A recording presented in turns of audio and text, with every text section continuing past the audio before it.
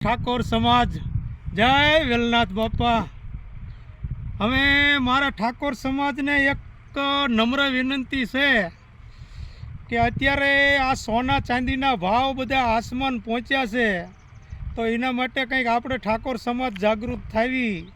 દીકરી દીકરા પરણાવવામાં હવે કઠણ પ્રશ્ન છે।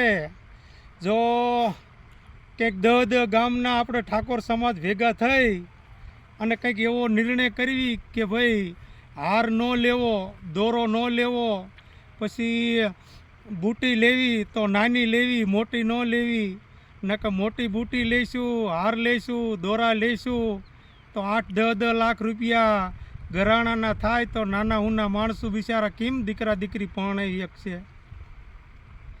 એટલા માટે કે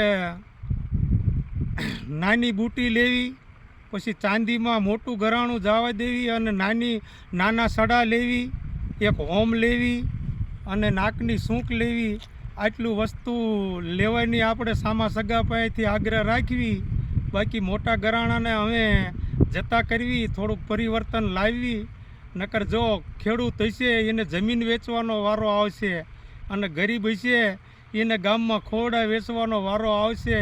આપણો ઠાકોર સમાજ ધીરે ધીરે હમણાં પાછા પડતા જઈશું। એટલે મારી બધાય ઠાકોર સમાજને વિનંતી છે કે થોડુંક બધાય તાલુકાના 10 ગામના ઠાકોર સમાજ ભેગા થાવી, પછી તાલુકાવારી ભેગા થાવી, પછી જિલ્લાવારી ભેગા થાવી અને આમાં કંઈક આ ઘરાણામાં થોડોક પરિવર્તન લાવીને થોડોક અંકુશ લાવવી, જો બધાય સમાજની સહમતિ હોય તો। હવે બીજું તો જાજુ નથી કહેવું, પણ આમાં મારા મોબાઈલ નંબર આપું છું 98 790 17 16 9।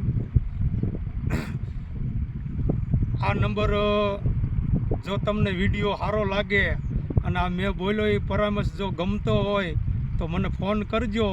તો આપણે એક દાણ પહેલી વખત હડાળા ભેગા થાવી, સવારે 9 વાગ્યાનો ટાઈમ રાખશું અને બપોરે રોટલા પાણી ખાઈ પછી છૂટા પડશું। રોટલા પાણી ખાવાનો ખર્ચો આપણે સમાજ પાસેથી નથી લેવો, હું ખર્ચો પાડી દઈશ। બધા એ બાને ભેગા થઈશું અને ધીરે ધીરે પછી બીજા તાલુકામાં ભેગા થઈ, પછી ત્રીજા તાલુકામાં ભેગા થઈ, આમ કરીને ગામના મોટા મોટા આગેવાનો ભેગા થઈ અને કંઈક આ ઘરાણામાં સોના ચાંદીના ઉછાળા સામે થોડુંક લડવાની લડત બાંધવી। જો કંઈક ભાગ હોય ને આપણો સમાજ પરિવર્તન લાવે તો કંઈક દીકરા દીકરી પરણે, ને કે નાના માણસોના દીકરા દીકરી પરણાવા કઠણ છે। જય ઠાકોર સમાજ, જય વેલનાથ બાપા।